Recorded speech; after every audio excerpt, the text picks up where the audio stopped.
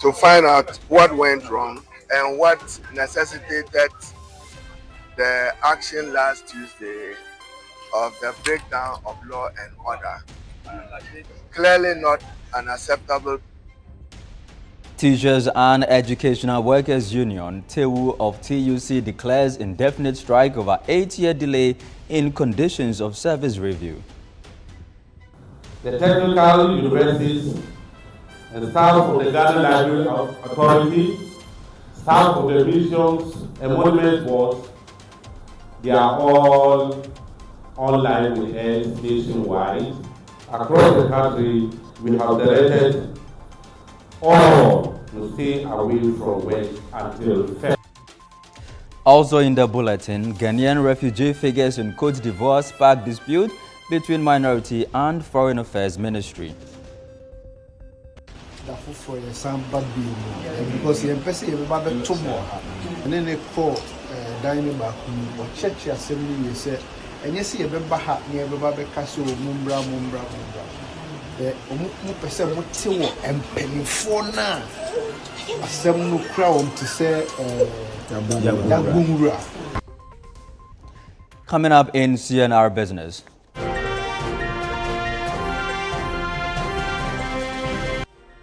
$7.5% card fee, 5% withdrawal charge hit customers in new bank policy on foreign currency transactions.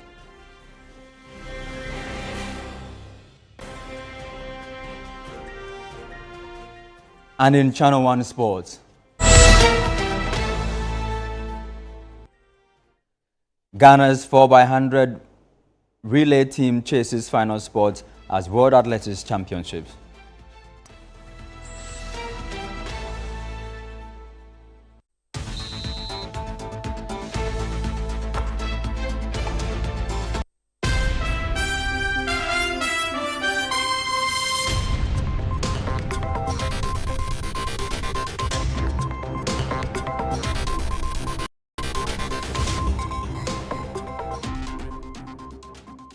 Grateful to you for your time. Let's now get into the details of the bulletin. Now, in the Asante Achim North Municipality of the Ashanti region, the story of factories and storage facilities for farm produce is one of promises and doubt. Channel 1 News' Ashanti regional correspondent Doris Lonta visited to ascertain the state of the plantain processing factory once hailed as part of the Eswal Akufo-Addo government's flagship 1D 1F initiative and a long-abandoned tomato factory.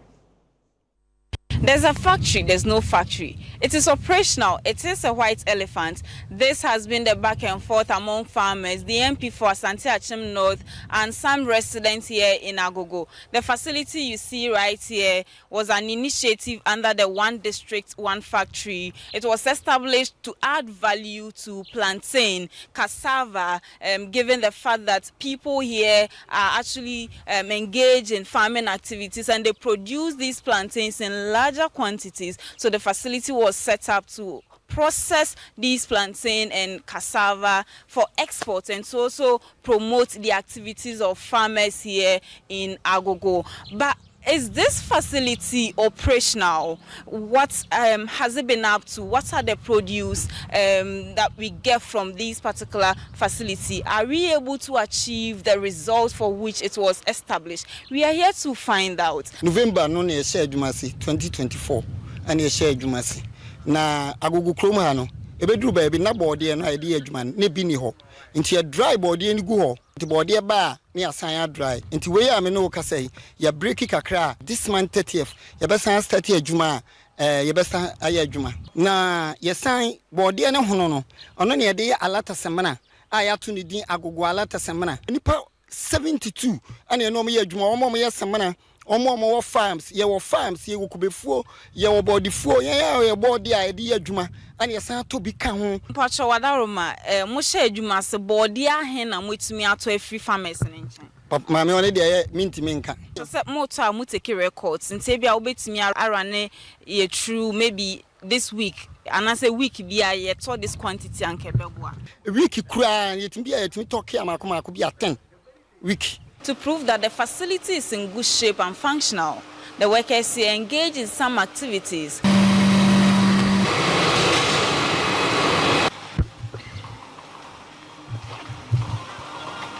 but the director here confirmed that they have not exported any of their products yet, since FDA hasn't given them the approval. This is Akoka Food and Drugs Board, FDA for prove last paper my and any man ya ship Ako Canada. When I board ya dry.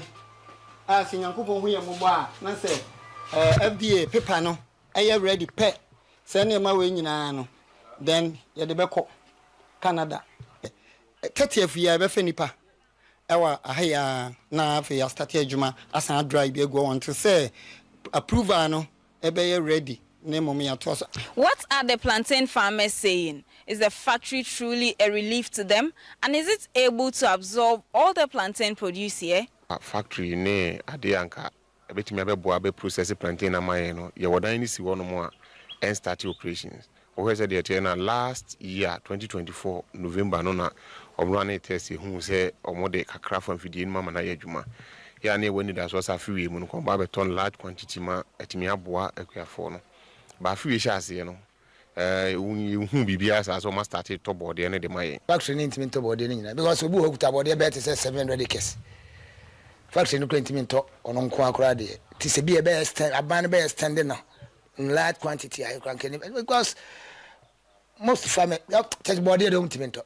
The director here insists that they will be able to absorb all the plantain here in the municipality. So we was assassin. No person double there. Problem be any or do be on with Dubiano. I ready say you better. Are there other factories in this area? Well, yes. The stalled tomato factory that was started by the late MP, Honorable Ba Redu. We are here to find out the state of the facility. Farmers here have indicated that when this project started, they were very excited, but now they feel all hope is lost. The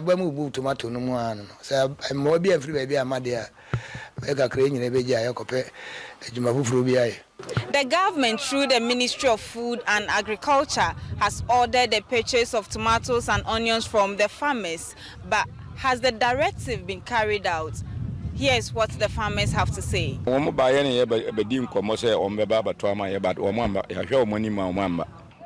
days in there. Omo bakan say omo kusan ko kumase na omo besan baba. Me de me hu no bia na me nte hwe nso. Me nte omo kan say sipse bia omo abase omo beye sa omo beto sa tomato. Me hu. Omo nyento wontos. Omo nto me ntos omo nto me nua bia de e ma me hu ni. Omo makuafo na twotwodin ya ye hwe ni mu se bia na ne kine ya na ye beti sa mpaka na ba. Ne mu no Facebook social media ne ade de ya tini bibira da ben portin no mba be famaye. Farmers are calling for initiatives such as closing borders during bumper harvest to prevent importation and losses and ensure Ghanaians consume what is produced here. Reporting for Channel 1 News, I'm Doris Lonta, Ashanti Region. Now to education. The Minister for this sector, Haruna Idrisu, has acknowledged that concerns raised by students of Tamale Technical University over accountability are legitimate. However, he stressed that such grievances must be addressed through legitimate means rather than violent protest. He made this known during a visit to the university campus where he addressed students following a protest that turned violent, leaving 3 students with varying degrees of injuries. It will be recalled that on Tuesday, students of Tamale Technical University staged a protest against management, citing lack of development and poor administration of the institution. The minister, who embarked on a fact-finding mission after the demonstration, cautioned against disruptive actions such as burning tires. He urged students to safeguard the peace and serenity of the campus to ensure effective teaching and learning. So it's more like a fact-finding mission to find out what went wrong and what necessitated the action last Tuesday of the breakdown of law and order. Clearly not an acceptable practice. We want them to safeguard the peace and serenity of this academic environment, whilst legitimately demanding accountability and pursuing accountability. So accountability justified, but follow laid down due process of grievances. How are grievances addressed? It's not addressed by burning ties.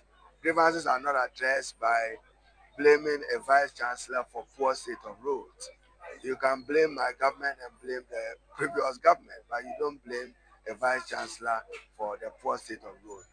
Mr. Idrisu disclosed that he had met with university management to review the issues raised in the students' petition and is conducting further investigations to ensure due diligence. Meanwhile, academic activities on campus have since resumed, with teaching and learning restored from Wednesday. According to him, government would address infrastructure challenges in technical universities across the country through a 10 million cedis Get Fund allocation to support distressed institutions. But my understanding is that TATU is suffering from a huge infrastructure gap and deficit, like many other technical universities in Ghana. Even workshops, equipment, tools, they are lacking. There is no auditorium in the school, legitimate. So if students say that we need an auditorium, it's legitimate. What is wrong is the manner in which they made the demand. So government will work to, next year, we intend to allocate 10 million from Get Fund to each distressed technical university to see what they can do with that. Now, the Teachers and Educational Workers Union, TEWU of TUC Ghana, has declared an indefinite strike over government's reluctance to address their conditions of service. The union says for the past 8 years, government has failed to review their conditions, leaving their members frustrated. TEWU of TUC Ghana is demanding the immediate signing of conditions of service for junior university staff, staff of the Ghana Library Authority and the Museums and Monuments Board. They are also calling for the inclusion of GES non-teaching staff in the Continuous Professional Development Allowance and a swift resolution of pending GES promotion issues. The non-teaching staff of the Ghana Education Service, the public universities of Ghana, the technical universities of Ghana, as well as the Ghana Library Board, the Ghana Museums and Monuments Boards, have been taken for granted. We have exercised a lot of patience. We have shown commitment to dialogue with our social partners. Unfortunately, the issues that have affected our members remain unresolved. According to the union, several appeals to the Fair Wages and Salaries Commission and other relevant stakeholders have failed to yield results. As a result, leadership has directed members across the country to stay off work until government meets their demands. TEWU of TUC hereby declares a nationwide strike with immediate effect. All non-teaching staff of the Ghana Education Service, the public universities, the technical universities, and staff of the Ghana Library Authority, staff of the Museums and Monuments Boards, they are all online with us nationwide. Across the country, we have directed all to stay away from work until further notice.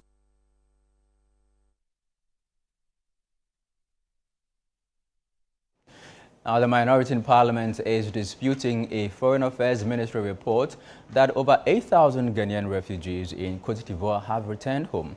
Foreign Affairs Minister Samuel Okudzeto-Ablakwa had earlier stated that the figure represents more than half of those who fled the Guinea conflict. But in a statement, the deputy ranking member on the Foreign Affairs Committee, Nana Asafo-Adjei, rejected the claim.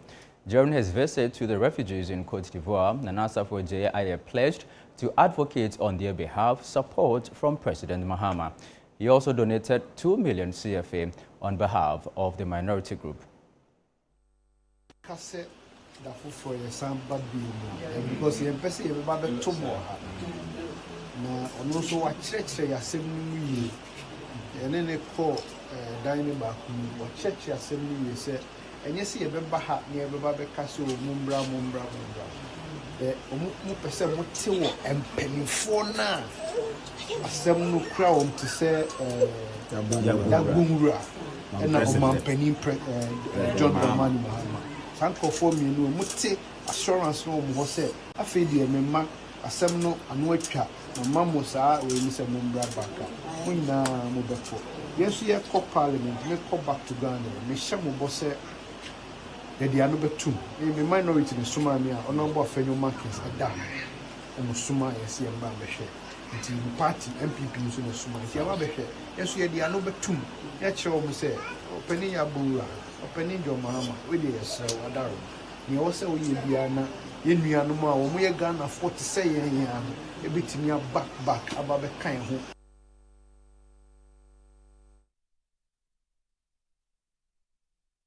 And some other news, the national youth organizer of the New Patriotic Party, Salam Mustafa, is calling on Ghanaian youth to rise up against what he describes as selective justice and abuse of office under the current government. At a press conference, Salam Mustafa accused the John Mahama-led administration and security agencies of deliberately targeting NPP members through politically motivated arrest, physical abuse, and violations of their legal rights, including breaches of the 48-hour rule and the imposition of harsh bail conditions.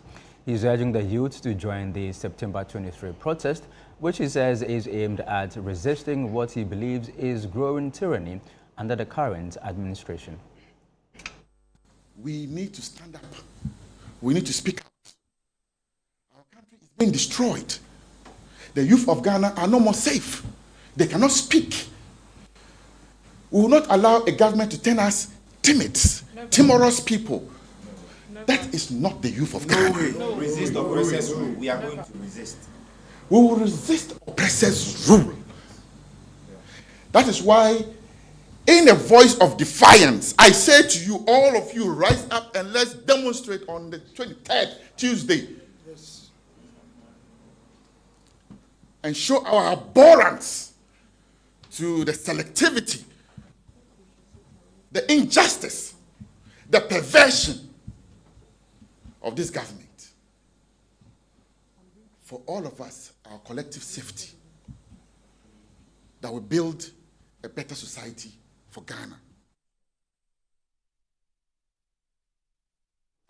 Well, we'll stay on this subject. We're joined in studio by the Deputy National Youth Organizer of the NPP, Isaac J. Hyde.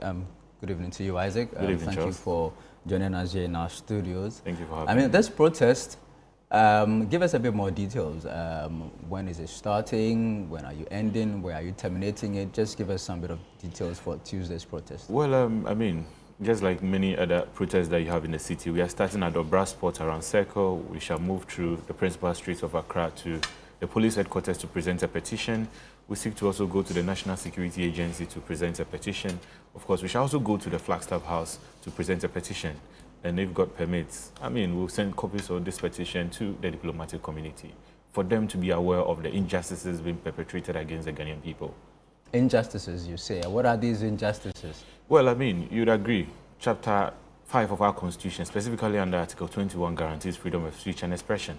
Again, under Article 161, 162, we have, freedom of the media.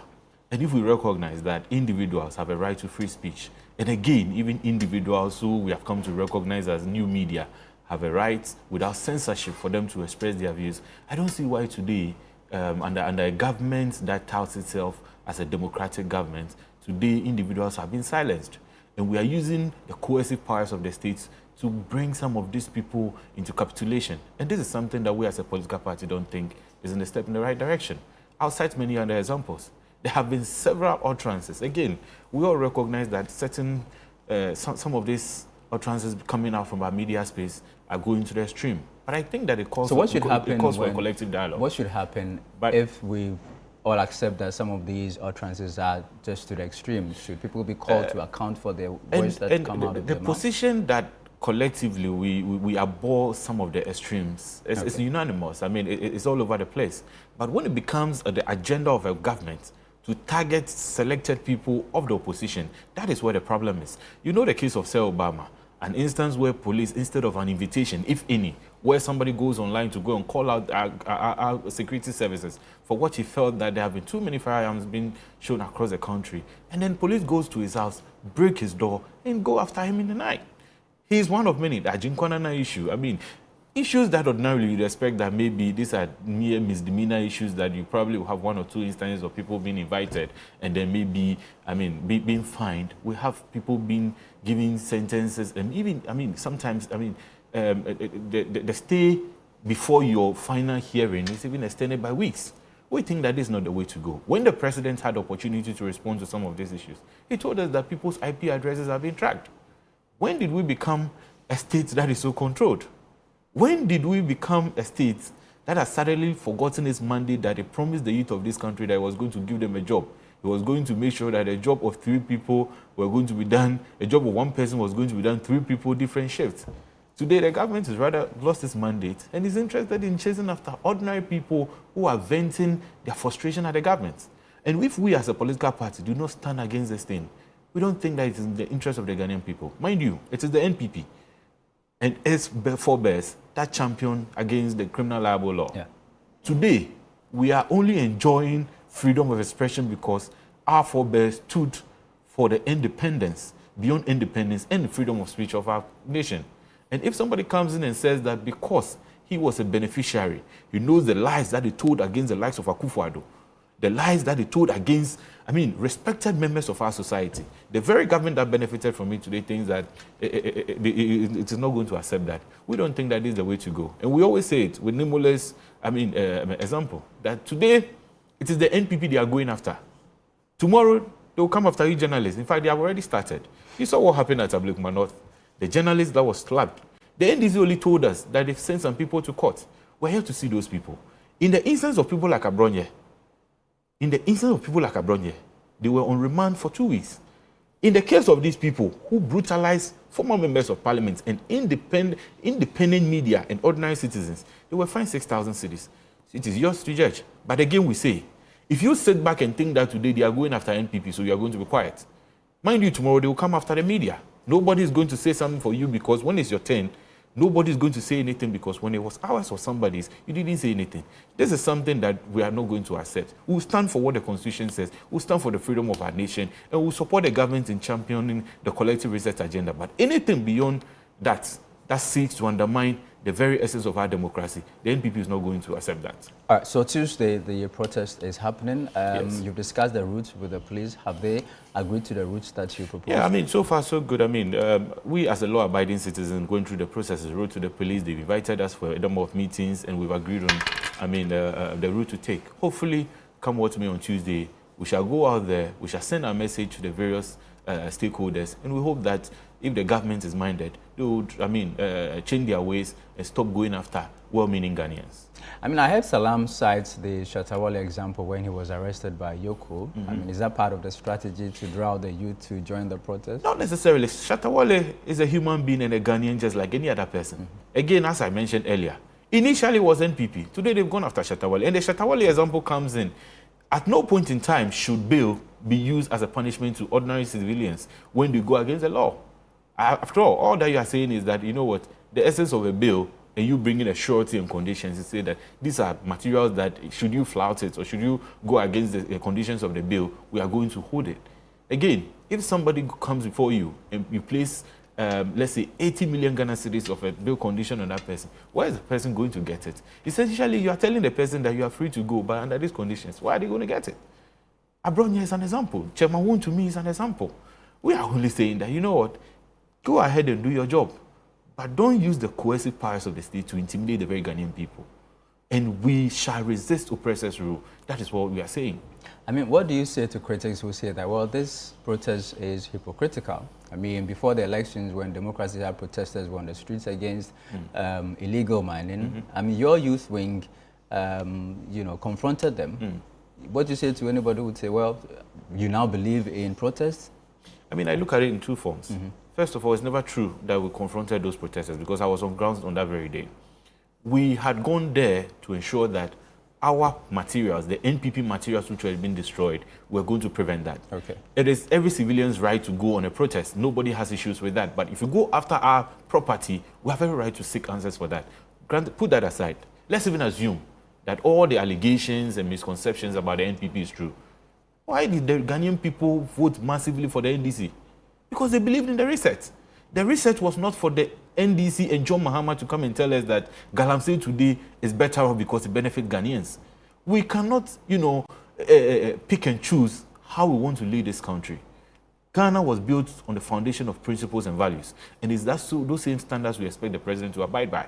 Today, because NDC persons are beneficiaries of Galamsey, the NDC has forgotten so soon that all over the place they were advocating for, the need for us to place some form of barriers and conditions on Ghanaian people, the freedom for them to go about their things because you want to declare state of emergency. Today, it doesn't matter anymore.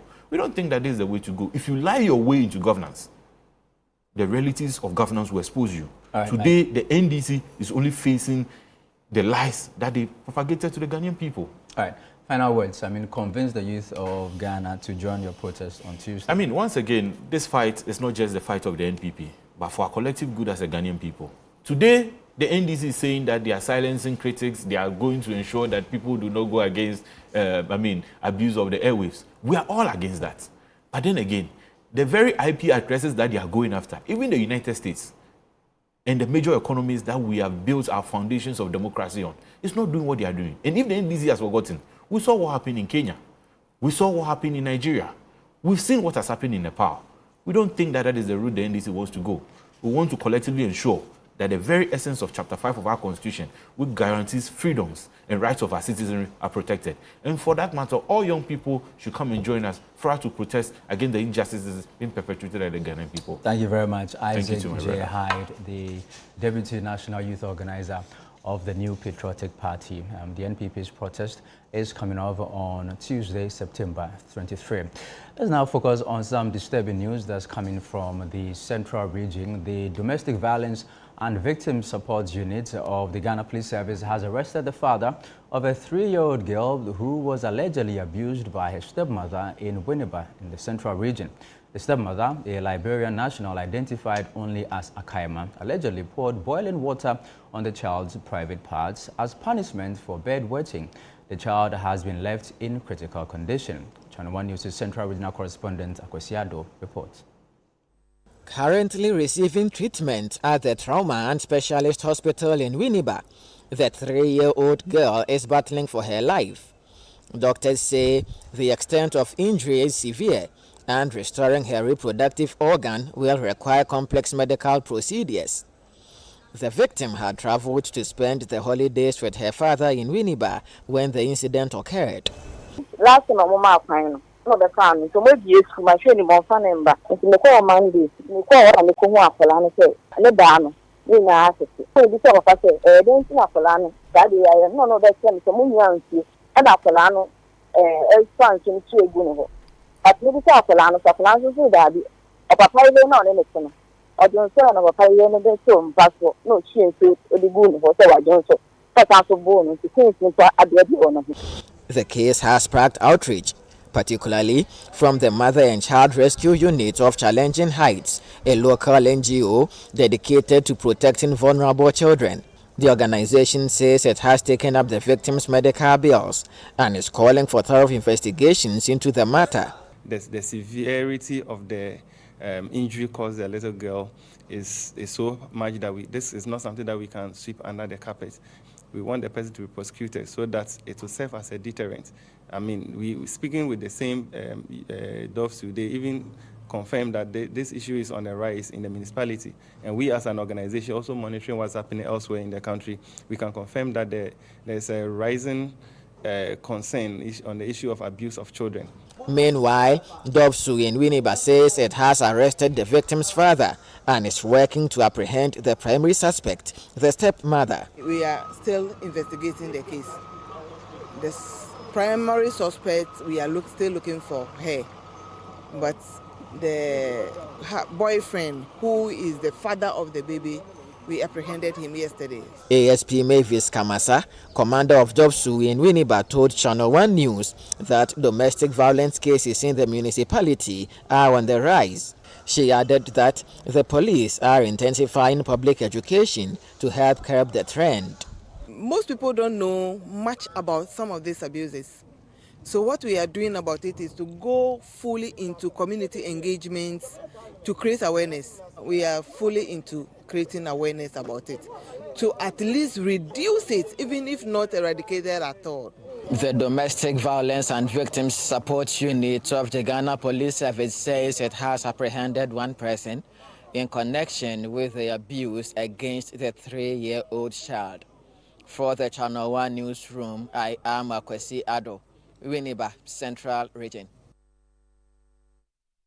Still in the Central Region, a 15-bedroom house has been completely destroyed by fire at Dominase in the Gomoa East District. Although official investigations are yet to be conducted, eyewitnesses suspect the blaze was triggered by individuals who had been hired to exterminate a swarm of bees. Channel 1 News' Central Regional correspondent Akwesi Ado again has more.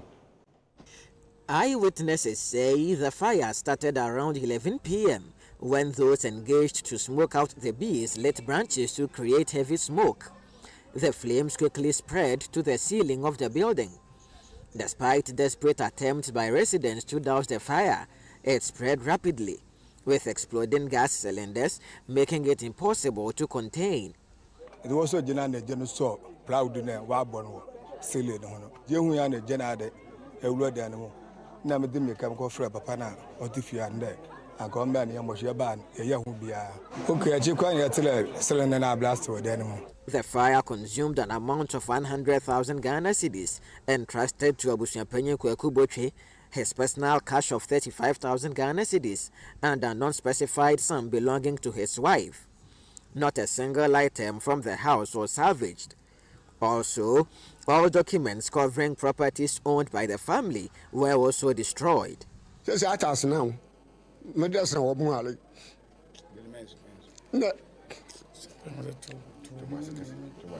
Ebusa waja paza wo menchen na wo school wo nkata wa asase no nkata ya wo menchen ni na akondem nti mesra ban de se obi wo amba na akwankuru bi enyi wo fu obi wo ya o mu hu mbobo no so mfi me na me yenya me hinara asese odem ha sika ka ho sika be asese oye 1 billion na my wife de no mimisan.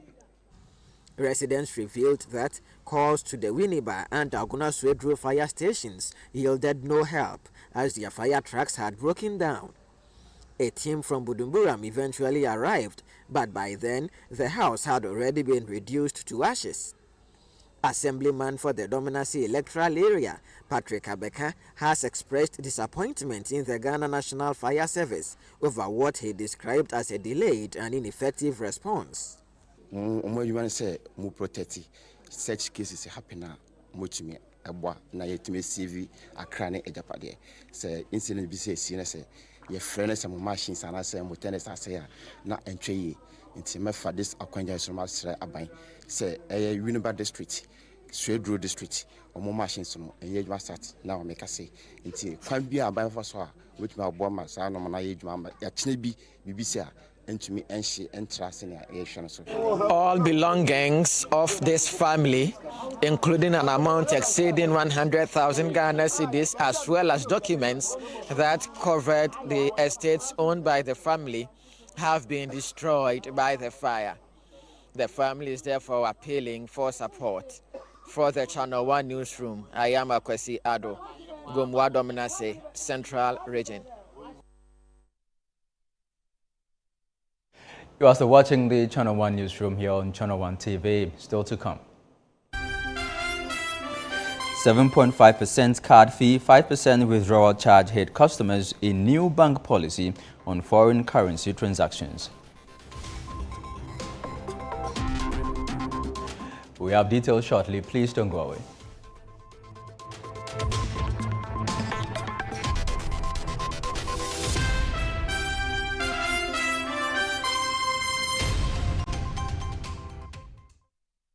You've seen nothing yet.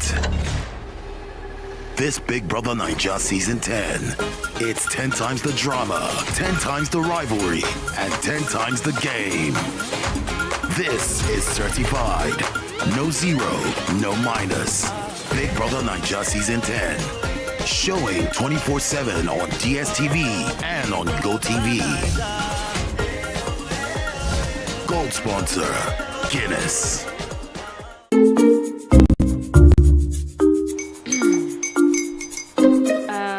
Kwame and his uncle are almost here. Wait a minute. This one too, your friend Kwame. Wait, Kwame. As in the same Kwame again? Yes, mommy. The second coming. Into all this tension just to reintroduce that broke boy from Kaswa. Why would you deceive the family like this again? Now I understand the whole delay. Troll from Kaswa. Why wouldn't he be late? Or be late? Of course.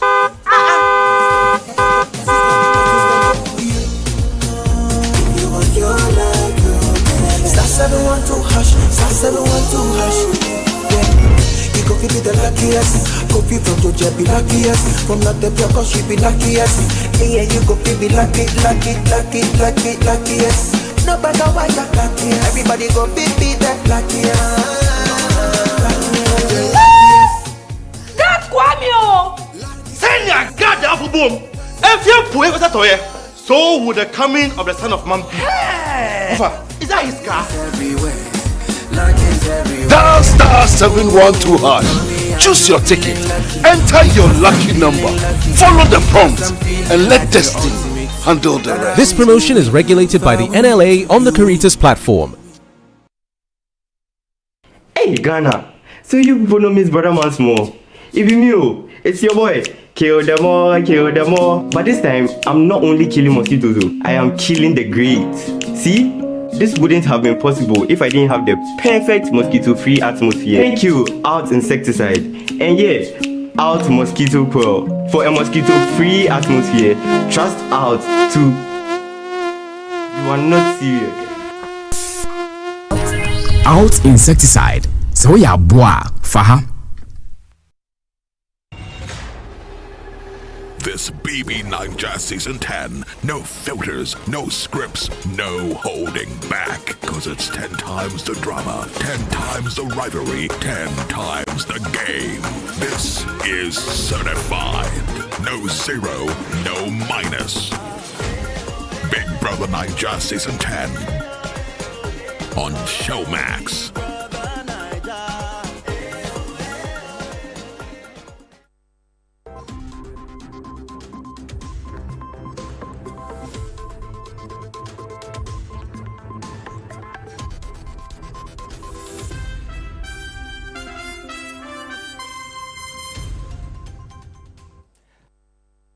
Welcome back. This is the Channel 1 Newsroom on Channel 1 TV. Next is Channel 1 Business with Telenete Ajao.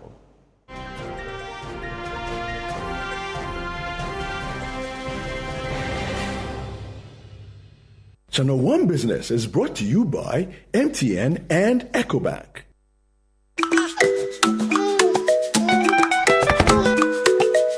How may I help you today? We'd like to open a bank account.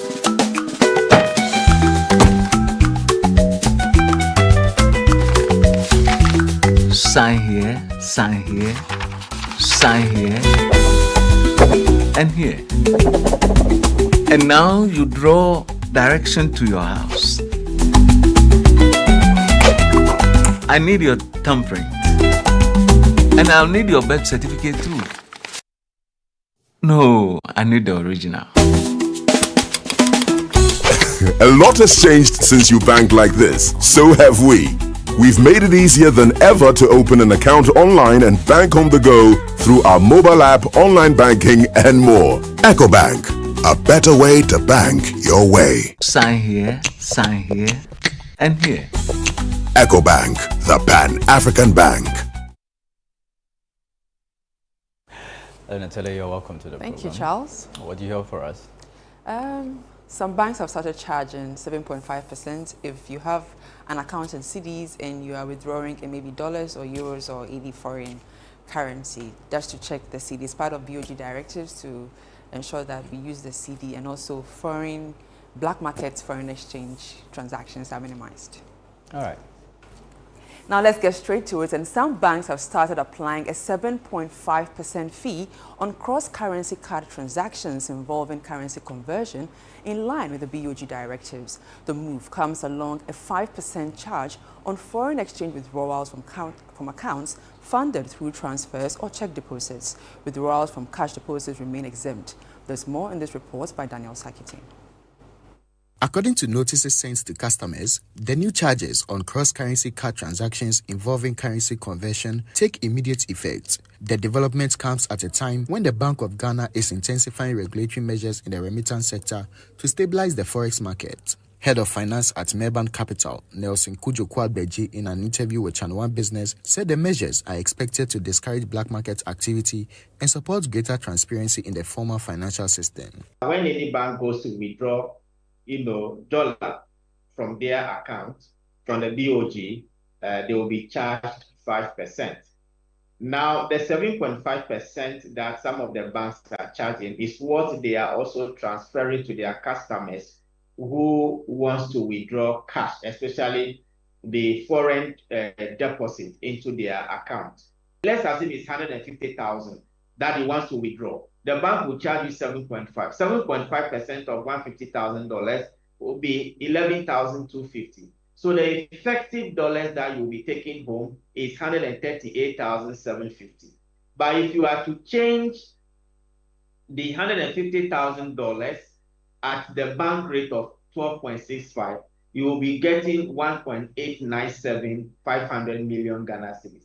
And so when you take the money to the black market, you'll be losing. And so businesses and individuals will be compelled to use the bank rate in changing or in converting their dollars into Ghana cedis. So basically, that is the objective Bank of Ghana wants to achieve regarding this directive that they issue. Once you withdraw, they will charge you 7.5%. When you take it to the black market, you will lose. But when you use the interbank rate to change your money at the bank, you'll be okay.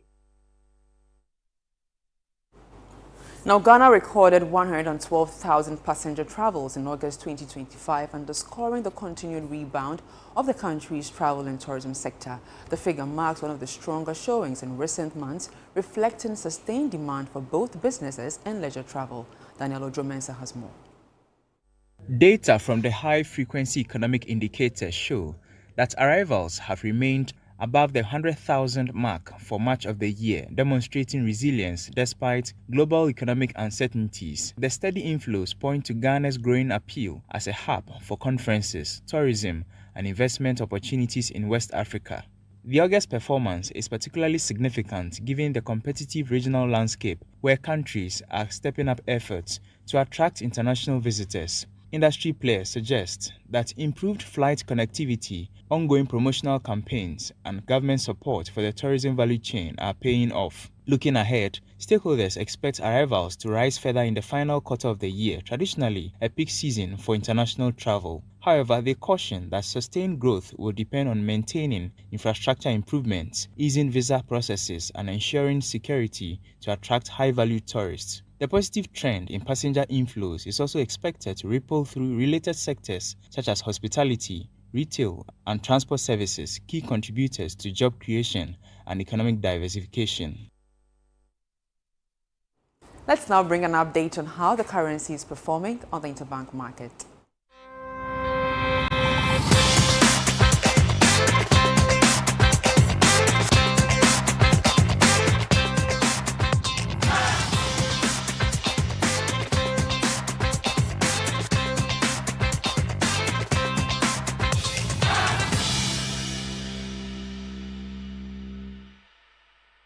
And that's all for Channel One Business. I am Netili Ajahu. Back to you, Charles.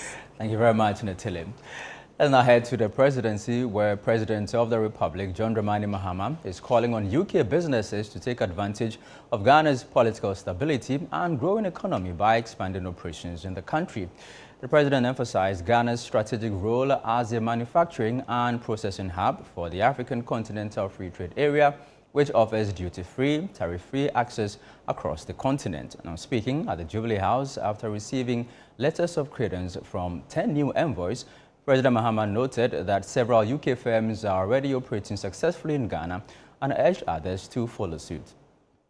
President Mahama on Friday received 10 envoys accredited to Ghana, marking a renewed commitment to strengthen bilateral and multilateral ties.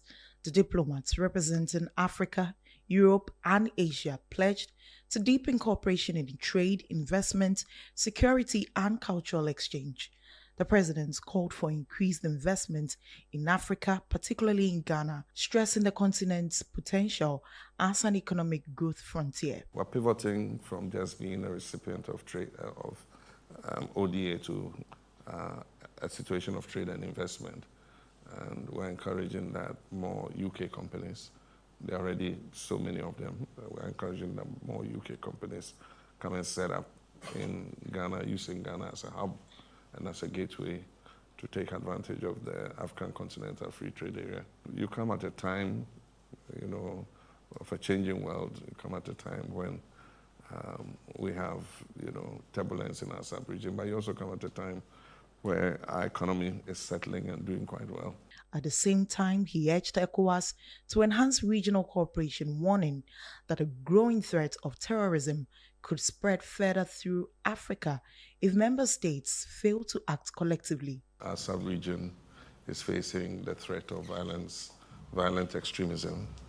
The AES countries, which are our Sahelian neighbors, have broken away from the sub-regional body, ECOWAS. We are engaging in continuous dialogue with them because we realize that the difficulty they face is not theirs alone. Germany's new ambassador to Ghana also praised the president for his leadership on both national and regional issues. I would like to commend you on the achievements you have made on the macroeconomic level and the ambitious reform agenda, which is being recognized very positively also in Germany, and it bears a lot of opportunities politically, societally, but most of all economically. Now, Deputy Education Minister Dr. Clement Apak has vowed to resolve all senior high school placement glitches before the October 18 reporting date for first-year students. Now, this comes as several families trooped to the Placement Resolution Center at the Ghana National Association of Teachers Hall to address concerns. Channel 1 News' Samuel Akom has the details. Earlier on Friday, a Namibian delegation visited Ghana's Ministry of Education as part of efforts to restructure Namibia's education sector. They were received by Deputy Minister for Education, Dr. Clement Apak, on behalf of the Sector Minister, Haruna Idrisu. According to the delegation, the visit aimed to study Ghana's structures and benchmark key systems to strengthen Namibia's educational reforms. We believe that to streamline the current bill, which we call the teaching profession bill, we would need to continue and tap on your expertise, whether it will be consultations or consultancies. On his part, Dr. Apak assured the Namibian officials of Ghana's readiness to provide technical assistance while stressing the urgent need for Africa to lead the artificial intelligence narrative. And how AI is now the frontier for potentially recolonizing Africa.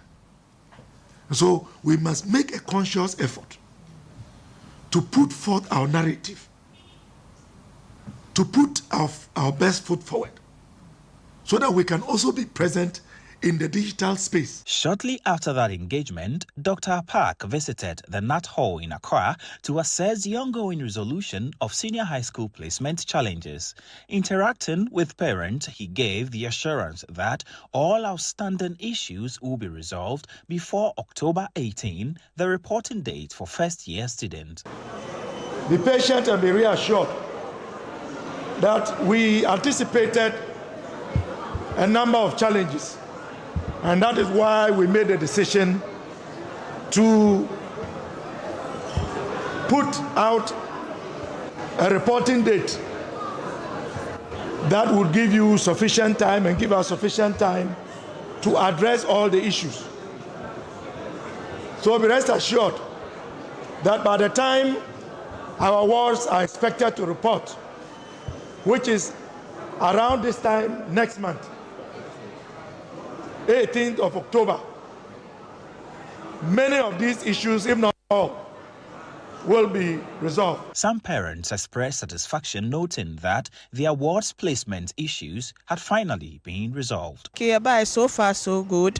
Just that queue in the doors, but nyame adom ma hwe bibia ya ma fine. And almost from next week no dey wan yes school ni check online possible e be buy nti eno ano no. Nti we ni age process ne ho. Oh, nyame adom ni age process ne ho. But for others like Andy Azuma, the process has been frustrating. It's been very, very hectic and very, very, very tedious. And I'm highly disappointed. The system is very, very bad. That we have provided an avenue for us to visit and make those corrections. More than 2 weeks now, about 3 weeks. We complied, yet we did not receive any feedback. Government has assured that all issues will be rectified before October 18. We do know that October 18 is the day new students will have to report. Reporting for Channel 1 News from Nat Hall here in Accra, I am Samuel Akom. And this is still the Channel 1 Newsroom on Channel 1 TV. Still ahead. Ghana's 4x100 relay team chases final spot at World Athletics Championship. We're back in a jiffy. Please don't go away.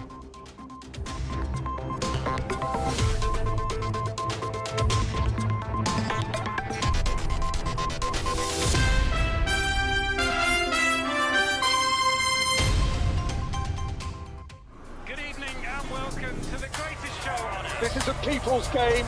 They will be bubbling about this one for weeks and months to come. Let's go!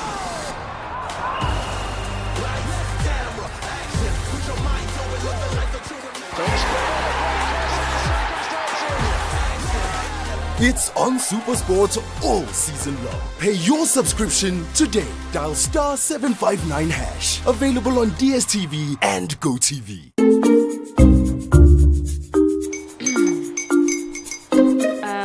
Kwame and his uncle are almost here. Wait a minute. This one too, your friend Kwame. Wait, Kwame. As in the same Kwame again? Yes, Mommy. I'm the second coming. Into all this tension just to reintroduce that broke boy from Kaswa. Why would you deceive the family like this again? Now I understand the whole delay. Trotro from Kaswa dear. Why wouldn't he be late? Or be later? Of course.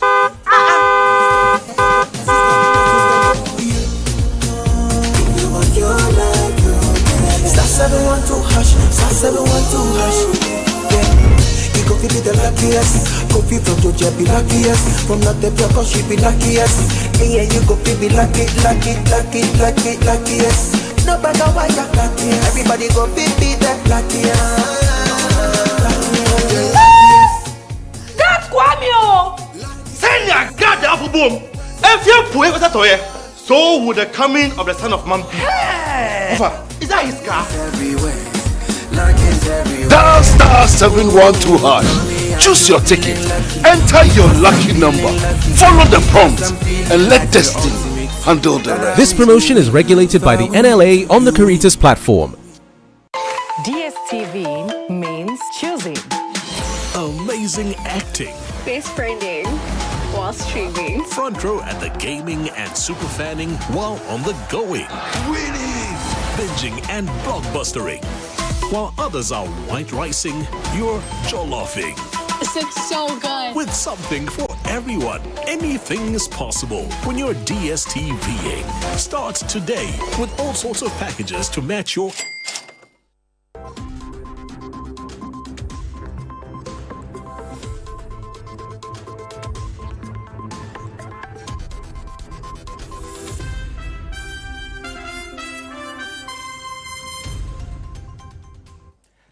Thank you for staying with us here on the Channel 1 Newsroom. Next is Channel 1 Sports with Bernard Abekuatre.